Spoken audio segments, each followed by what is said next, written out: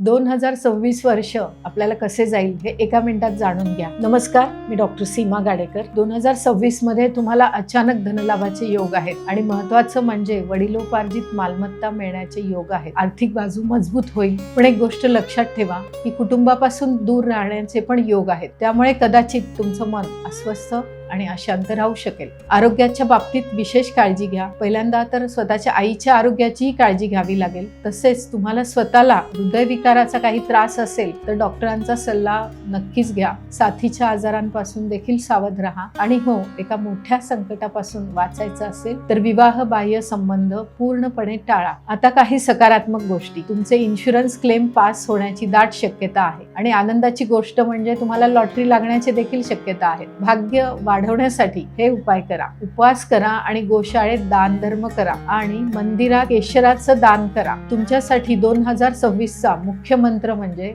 ओम गुरवे नमः या मंत्राचा जप करा. म्हणजे आयुष्यातले अडथळे दूर होतील. शुभम भवतु.